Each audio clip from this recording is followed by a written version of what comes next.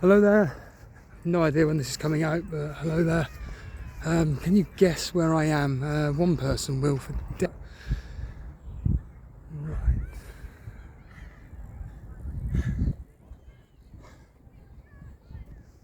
Congratulations, I'm in Regent's Park. Completely forgotten. Just went to the zoo, but it's just, as expected, completely rammed. So I just basically came down here to walk to the gorillas, the tigers, the lions, to walk out again.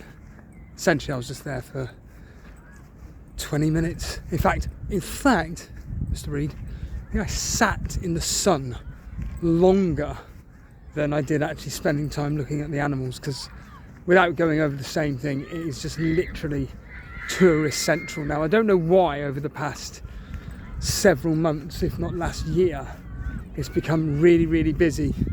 But London Zoo is just absolutely rammed. But anyway, what's this got to do with fantasy football? Fuck all.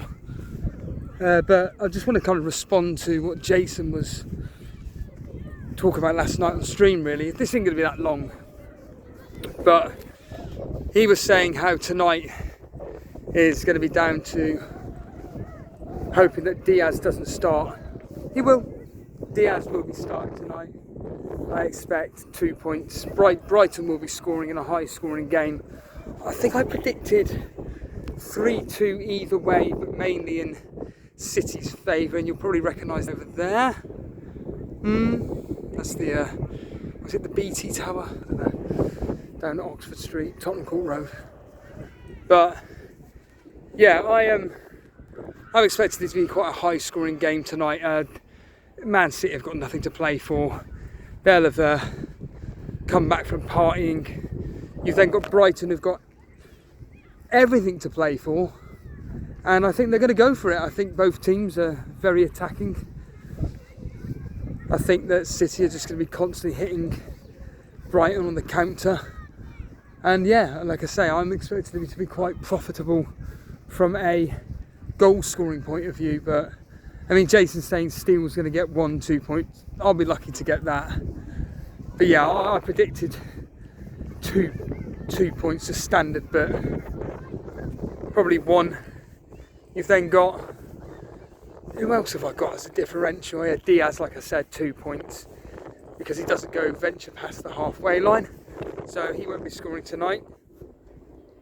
And all the this is just my opinion as well, all the players that didn't start on Sunday, they'll be playing tonight. So I think Grealish, Stones, Haaland all start tonight. Gundogan, winnerish. How many fucking times do I do that joke? Every video, Steve? Yeah. But certainly, as Jason said, it's getting really, really interesting. Well, it's not even interesting, it's actually horrific from my standpoint, how tight it is between myself, him and Blonde. Literally 2 points separating us, one on one. For obvious reasons, I'm praying that Diaz doesn't play a minute tonight, and Trippier then comes on with his 9 points. That's what I'm hoping for. Like I say, that won't be happening. And certainly tomorrow evening, like I said on the live chat yesterday, if Rashford starts, I'll be covering the game with Jason tomorrow, because obviously that's a massive game from a fantasy football perspective, but more specifically it's a huge game between myself and Jason, because it's Anthony versus Rashford. Now, common sense would dictate that if Rashford was to start, he'd probably get more points than Anthony, but this is fantasy football at the end of the day, so congratulations Jason and anybody that captained Anthony. Wasn't it Magnus Carlsen, FPL Focal, tweeted out, or Greyhead? I'm sure one of the big fantasy football names out there, I'm sure they captained Anthony, so that's a guaranteed.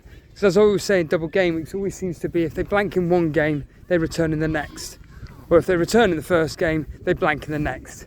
It's very rare that a player brings back some form of positive returns in 2 games. So Jason was banging on about Luke Shaw coming through again with positive results. So obviously he's a differential. He won't be. He'll be getting 2 points because he got his big result in the first. A bit like Estepinian the other day, wasn't it? You know, he's got his big return in the first game. Then the next game, what did he get? 1 point, 2 points. So, yeah, I mean, that game itself, I mean, Christ. Chelsea, a team that are just absolutely in dire straits against another team who, at home, are very good. But now they've, again, not really got much to play for because they've got that top 4 spot. It's guaranteed. So, there's no real oomph to really go for it tomorrow with Man U. And it's like I said, it's exactly the same with tonight's game between Brighton and Man City, and it is concerning from a fantasy football perspective that we aren't in 2 games which are going to be very competitive. So for argument's sake, if Chelsea were challenging for top 4 and Man United were trying to keep 4th spot or 3rd, whatever, to keep in the top 4, you'd think that it'd be quite profitable from a fantasy perspective. But now they've got nothing to play for. I mean, what is it? Out of the last 6 games, 5 of them have been draws, 3 being 0-0. In fact, the last 3 have been 0-0.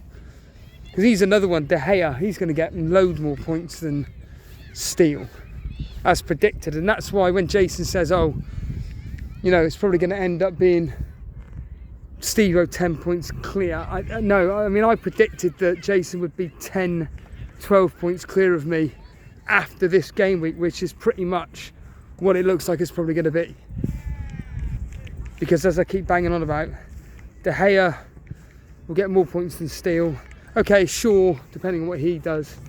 But then you've got Anthony versus Rashford. But, yeah. There's nothing more I can really add, to be honest with you.